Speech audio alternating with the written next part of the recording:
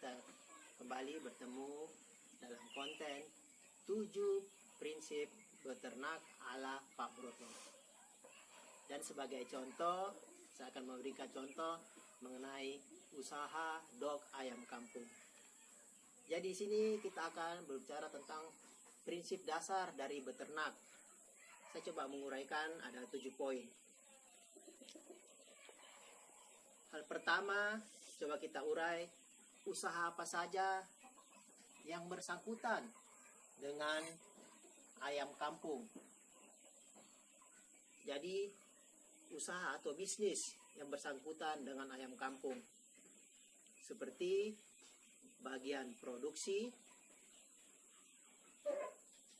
yaitu dari beternak, misalkan menghasilkan telur, dog, dan ayam pedaging. Kemudian dari pabrikan menghasilkan pakan, alat peternakan, vitamin-vitamin, dan obat-obatan.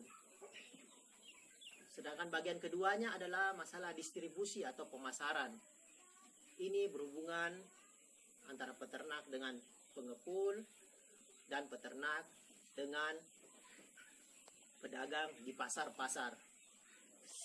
Bisa juga peternak langsung menjual ke konsumen, baik ke rumah-rumah makan, contohnya lalapan, atau langsung ke rumah-rumah.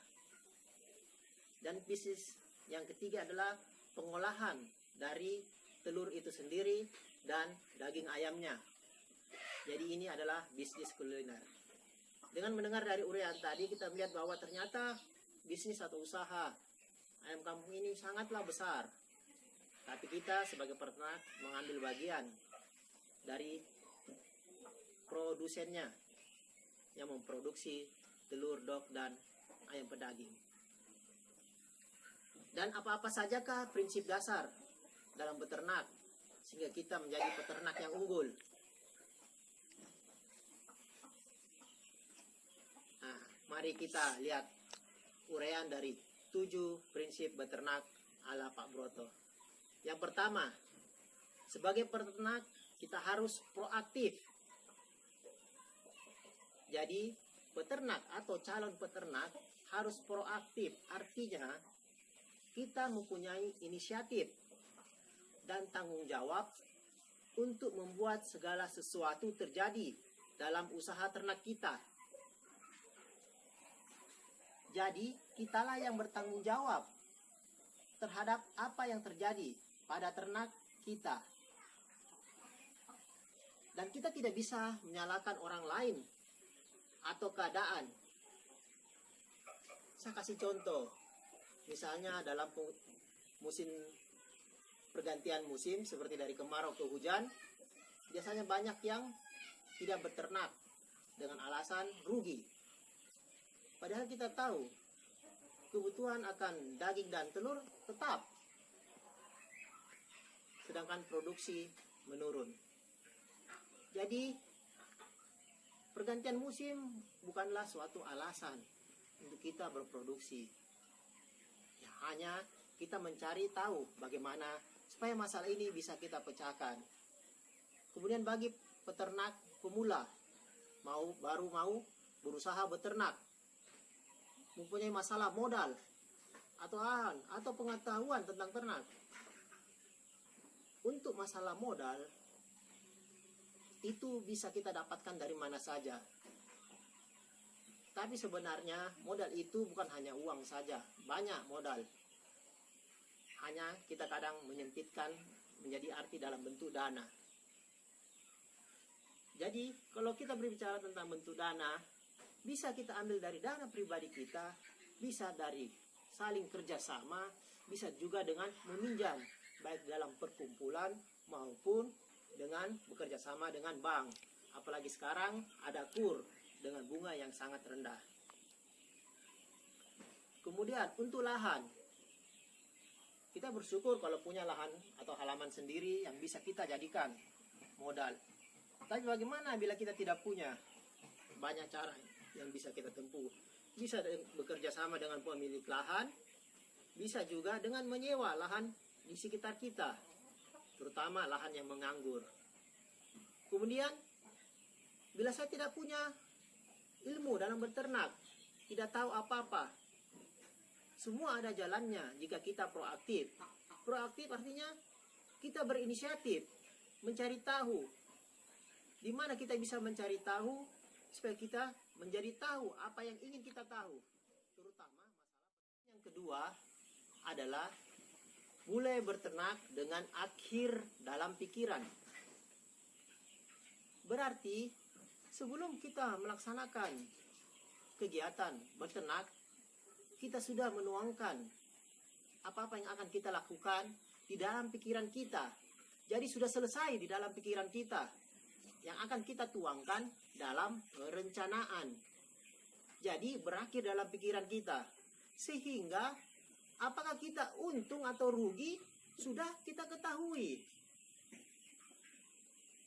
Walaupun akan ada kendala-kendala seperti kematian dari ayam karena penyakit atau apa, musibah-musibah, itu sudah bisa kita tanggulangi. Kita sudah bisa carikan jalan atau solusinya sehingga kita tidak mengalami kerugian.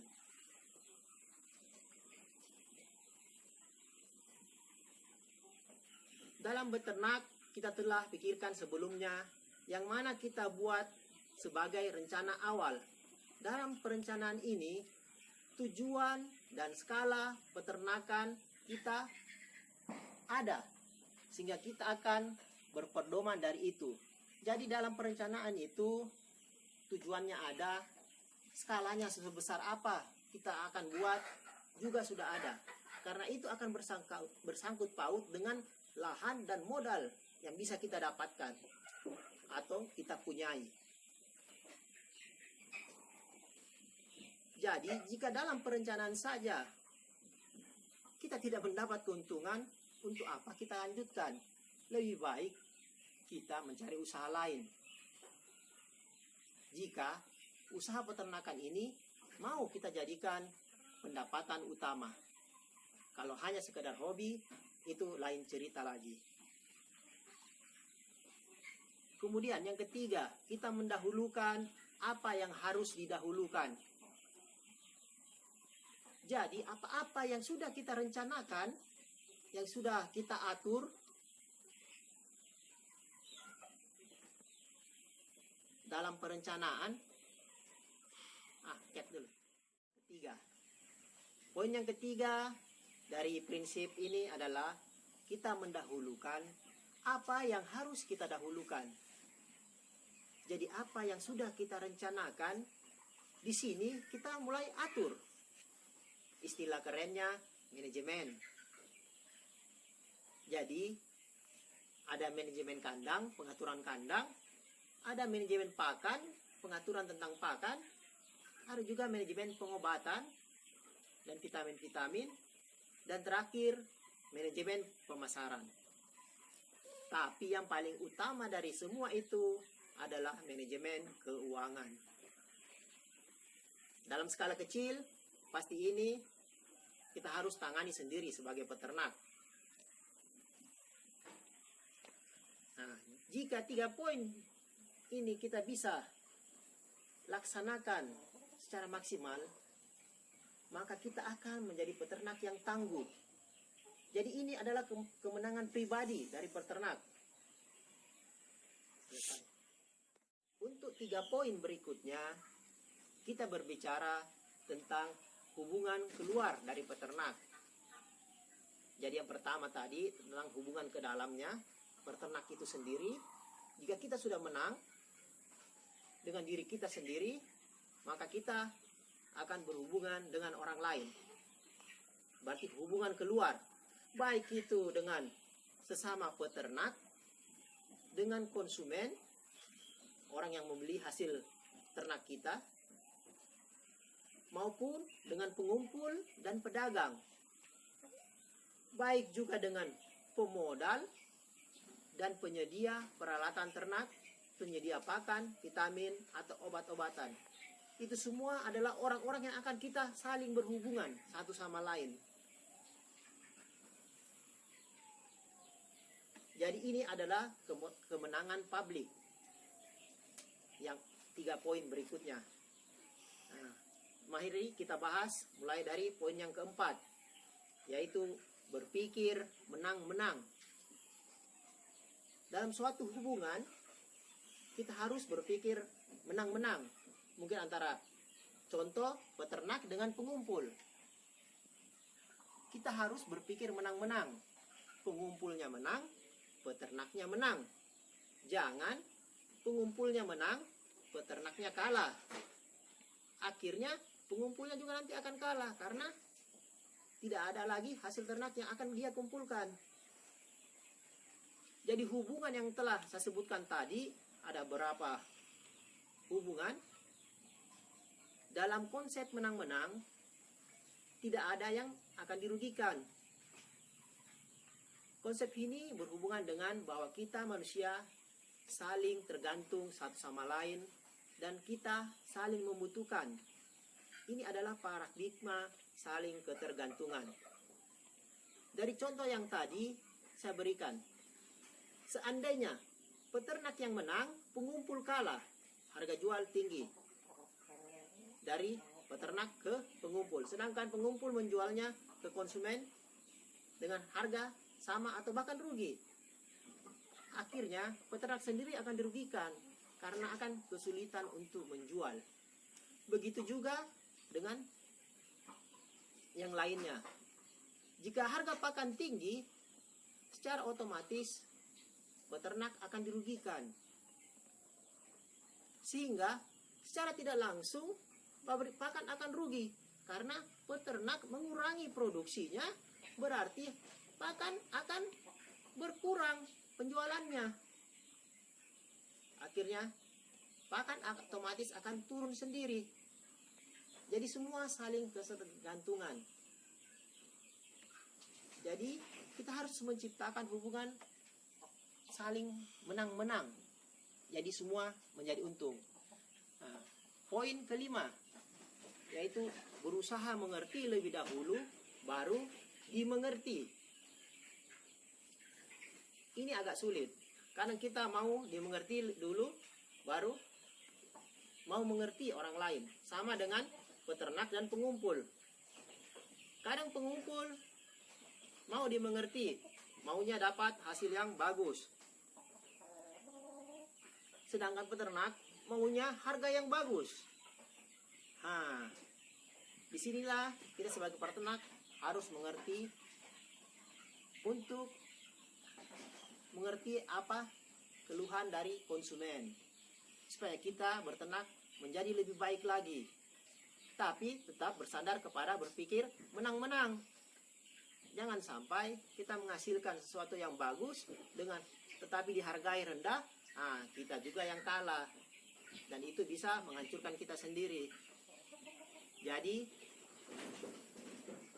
dalam berhubungan dengan orang lain sebagai peternak, tetap kita berdasarkan pada hubungan menang-menang, berpikir menang-menang. Walaupun itu kita tetap berpikir untuk mengerti lebih dahulu. Nah, terutama untuk konsumen, ada keluhan-keluhan konsumen, nah itu tetap harus kita mengerti. Kemudian kita juga menjalin hubungan yang baik dengan semuanya. Jadi kita menjadi solusi, bukan jadi pangkal masalah, karena kita proaktif untuk mencari solusinya. Kemudian yang keenam adalah mewujudkan sinergi. Dari hubungan tadi ini semua akan menciptakan sinergi yang menghasilkan keuntungan yang besar jika dijalankan dengan berpikir menang-menang dan berusaha untuk mengerti. Jadi 1 tambah 1 bukan lagi 2, melainkan bisa jadi 3, 5, 10, bahkan 100.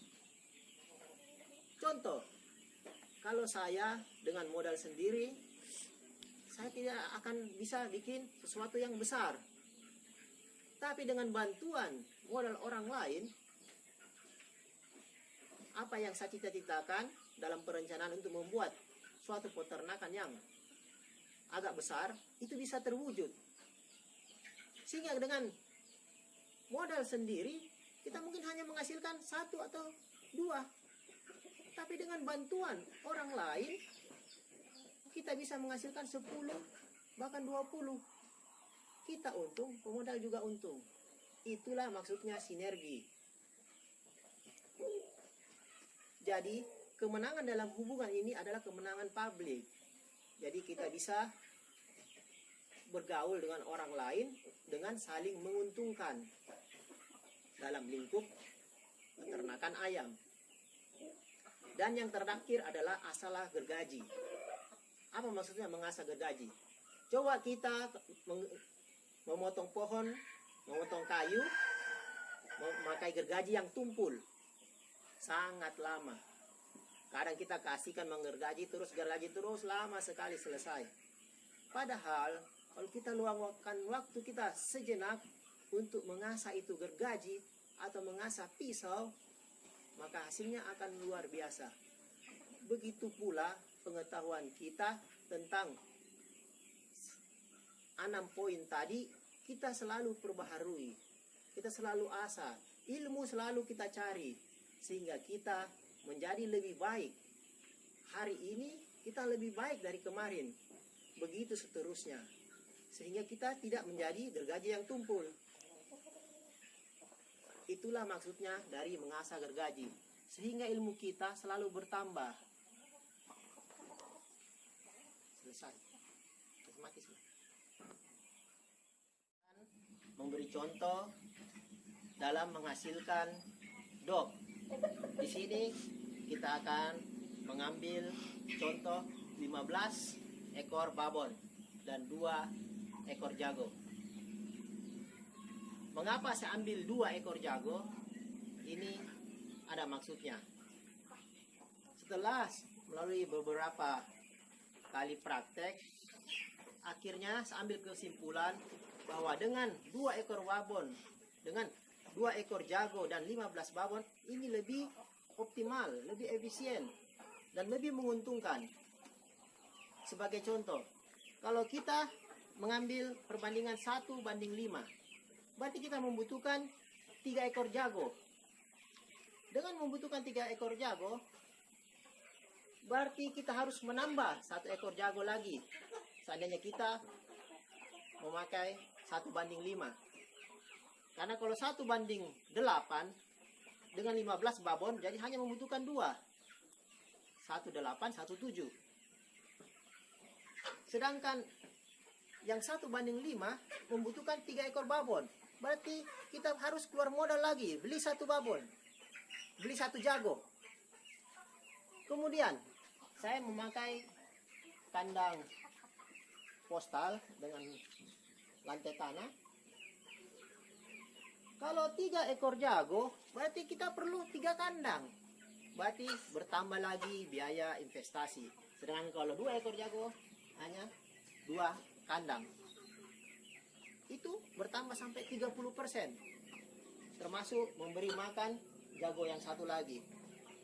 Jadi kurang efisien. Bagaimana dengan fertilitas telurnya?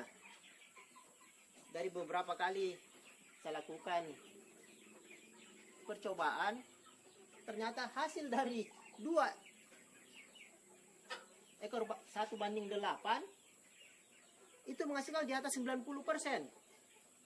Sama bagusnya dengan 1:5. Pernah saya coba 1:10, hasilnya kita di atas 80%. Kemudian masa mengenai probabilitas, kemungkinan untuk 5 ekor babon dengan 1 jago, jika 1 ekor saja tidak dikawini, berarti hanya sisa 80% fertilitasnya. Sedangkan bila 8 babon, 1 tidak dikawini, fertilitasnya masih hampir 90%. Jadi ini masalah matematikanya juga masih lebih bagus. Nah, makanya dari segala aspek itu menguntungkan. Jadi kita pakai 1:8. Nah, itulah argumen kenapa lebih bagus memakai 1:8. Kemudian untuk jagonya sendiri, yang bagaimana yang bagus? Nah, ini jago kampung. Dia sudah berusia 1 tahun. Jadi sangat bagus. Kalau masih terlalu muda juga kurang bagus. Yang di sebelahnya ini Bangkok. Sudah berusia lebih 1 tahun. Beratnya hampir 4 kilo. Kalau tidak salah itu. Jadi babonnya satu ada. Kemarin ada 7 dengan 8. Hanya saya potong satu-satu karena ada loyo. Jadi babon jago yang kita pilih itu harus berusia di atas 1 tahun. Itu yang paling bagus. Kemudian itu untuk jago. Kemudian untuk babon, yang penting dia sudah bisa bertelur. Nah, sudah mendekati saat yang bertelur dengan cara meraba bagian pantatnya, tulang pantatnya. Kita raba kalau dia sudah agak longgar, sekitar 2 jari, nah itu sudah dekat bertelur itu. Tapi kalau masih 1 jari, nah itu masih agak lama bertelur. Jadi indukan betinanya juga dia cari yang bagus, yang sehat. Usahakan beli di peternakan. Peternakan yang bisa kita andalkan juga. Jangan beli di pasar.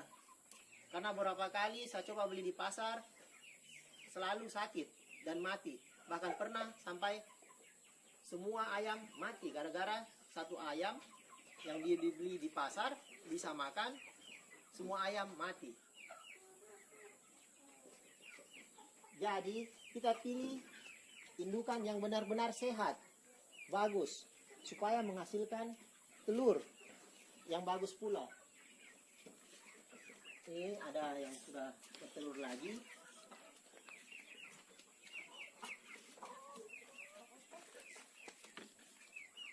Putih tapi agak coklat. Di sini saya simpan semua.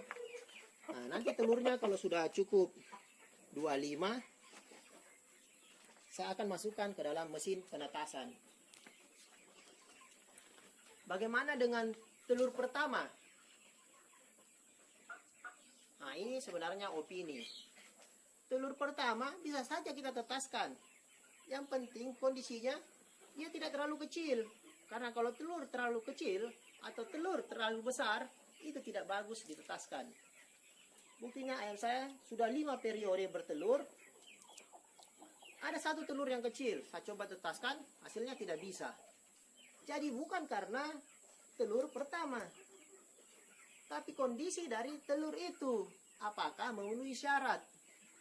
Bukan karena pertama dia bertelur, tidak. Hanya biasanya kalau pertama bertelur, kondisi telurnya kecil. Jadi orang akhirnya mengambil kesimpulan bahwa tidak baik ditetaskan. Padahal tidak. Tetap bisa ditetaskan dengan syarat tidak terlalu kecil. Dan 2 jago, kita hitung berapa biayanya. Begitu juga biaya untuk pembuatan kandang ini. Banyak modelnya. Tapi ini 2x2. Mungkin minimal ini 1,5 x 2 sudah bisa juga. Tapi paling enak, kelihatan juga ayamnya sehat, ceria. Kalau agak luas sedikit. Nah, bagaimana dengan pakannya? Di sini saya pakai pakan ayam jadi. Harga di daerah sini Timika 315, agak murah. Kemudian biasa saya tambahkan dengan BR1 sedikit. Karena ini indukan waktu kecil, biasa saya kasih BR1. Jadi dan bisa juga kita tambahkan dengan makanan-makanan sisa atau sayur-sayur, tapi lebih bagus kalau di blender, jadi disatukan. Karena biasanya ayam ini malas makan yang bagian dedaknya. Karena ini ada pakan crumble. Berarti pakan crumble butiran.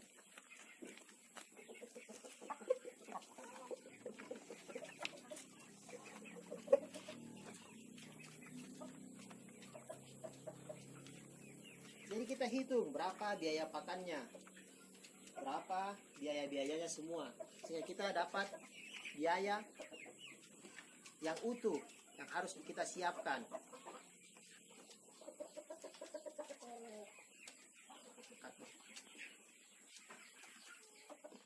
Konflik ini akan dihasilkan telur yang banyak juga. Jadi kebutuhan pakan dari babon terpenuhi, maka menghasilkan telur yang banyak. Kemudian bagaimana dengan merekayasa masa mengeram ayam? Karena ini salah satu kendala jika kita memelihara ayam kampung. Jadi setelah ayam satu periode bertelur, bisa kalau pertama bertelur biasanya 8 atau 9 sampai 10.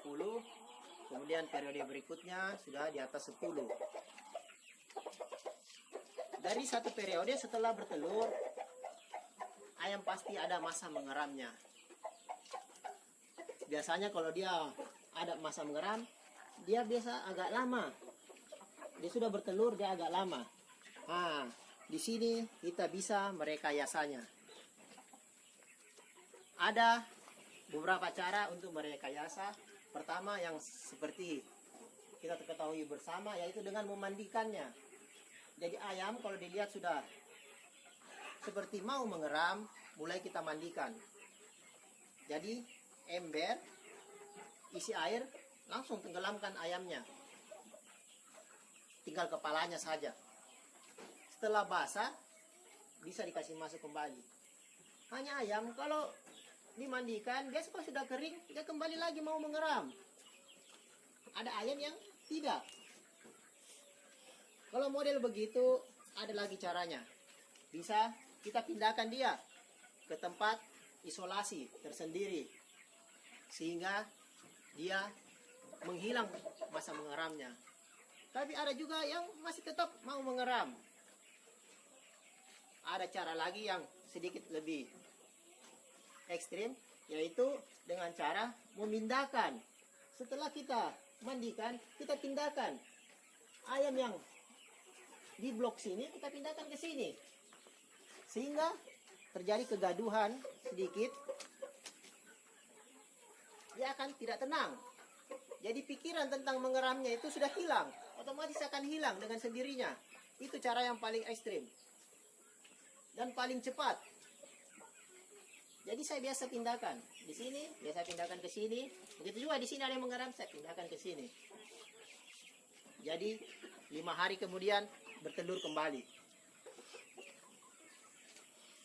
Ada juga pernah saya coba dengan memberikan paracetamol 125 gram, saya bagi 4. Hanya saya belum tahu efek sampingnya. Jadi itu saya tidak terlalu anjurkan. Mungkin yang 3 tadi itu yang saya anjurkan. Dengan cara begini, ini ada 13 babon, kemarin 15, sudah saya potong 2. Ini menghasilkan per bulan sekitar 220 sampai 230 telur. Per hari rata-rata paling sedikit 6, paling banyak itu 12. Rata-rata 9 lah. 9, 8, rata-rata 8.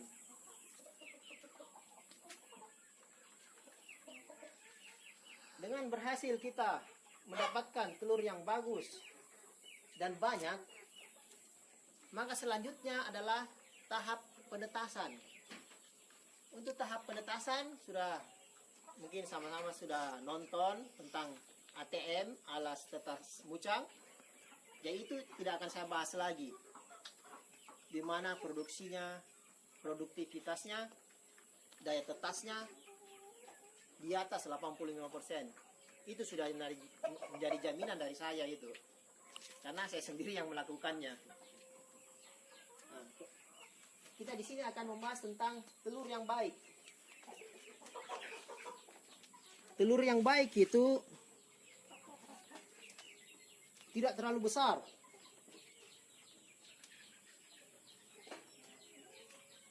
Tidak juga terlalu kecil. Kemarin saya coba yang kecil, di sini ayam kampung, kecil juga ayam kampungnya. Dia tidak jadi. Kemudian yang besar biasa isinya kuningnya ada 2, jelas itu tidak jadi. Kemudian telur yang bergelombang, kalau gelombangnya agak halus tidak masalah, tapi kalau terlalu kasar gelombangnya sebaiknya untuk sementara jangan dulu. Saya juga masih teliti apakah itu bisa ditetaskan, bagaimana hasilnya, saya lagi mencobanya. Jadi dengan telur-telur yang sudah kita pilih, termasuk yang retak-retak itu kita singkirkan, termasuk kebersihan telur juga tetap kita jaga, kita lap saja, kalau enggak kita basahi, kemudian lap dengan kain kering. Ini kain untuk lap-lap telur. Nah, setelah itu kita masukkan ke ATM, alat tetas mucang. Dengan keberhasilan ATM ini, maka paling tidak kita bisa mendapatkan 85% dok minimal. Kalau beruntung bisa menetas semua. Dengan tingkat fertilitas di atas 85% juga, maka dari sekitar 200 lebih telur itu bisa kita menghasilkan dok sebanyak 200 ekor. Tinggal bagaimana kita memasarkan. Jadi sebelum masuk dalam bisnis dok ini, kita lihat dulu dalam daerah kita, tempat kita, keadaannya. Apakah bisnis dok ini sudah jenuh atau memang perlu ditambah? Sebesar berapa penambahan yang bisa kita masukkan? Nah, di situ bisa kita usahakan untuk menjadi patokan atau tujuan dari berapa jumlah skala peternakan kita. Apakah 1 box per bulan, 2 box, 5 box, bahkan 10 box. Nah, di situ semua menentukan. Jadi, sekali lagi kita harus proaktif mencari informasi. Tidak usah malu, gengsi, ataupun ragu, karena banyak juga orang yang akan membantu kita dengan mencari informasi, dari informasi harga-harga dok yang akan kita jual, kemudian informasi tentang nilai-nilai ayam yang akan kita beli, membuat apa semua kandang apa, sehingga kita dapat nilai yang mana nilai itu dengan hasil penjualan dok ada laba, sehingga itu menguntungkan bagi kita.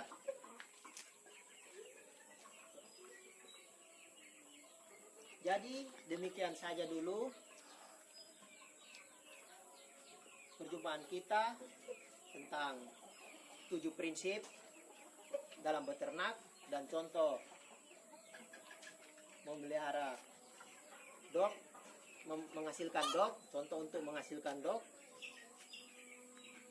Semoga bermanfaat bagi kita semua. Salam peternak. Ini adalah contoh perhitungan untuk 2 jago, 1 babon. Ini biaya investasi pembuatan kandangnya, nilainya 1.166.000. Kemudian yang kedua peralatan kandang indukan, kemudian alat tetas mucangnya, nilai keseluruhannya 1.348.000. Ini untuk biaya investasi 1.348.000. Kemudian biaya operasional, yaitu pembelian indukan 2 jago dan babon 16.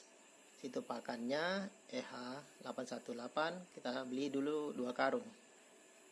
Jadi jumlahnya hampir 2 juta, 1.990.000. Jadi totalnya 3.338.000 dari biaya investasi dan biaya operasional. Kemudian penghasilan, untuk bulan pertama tidak ada penghasilan, hanya pengeluaran sebesar 335. Jadi modal keseluruhan dalam bentuk dana sebesar 3.673. Kita bulatkan menjadi 3.700.000 untuk keseluruhan. Bulan kedua ada pengeluaran dan ada pemasukan, di mana pengeluaran 370 dan pemasukan dari 200 ekor dog yang seharga 6.000 1.200.000 ini untuk ukuran di Jawa. Jadi keuntungan per bulan kita dapat 830. Dari modal 3.700.000. Untuk mendapatkan keuntungan lebih besar, kita akan menambah modal kita. Sampai sekian dulu. Semoga bisa membantu para peternak dalam merencanakan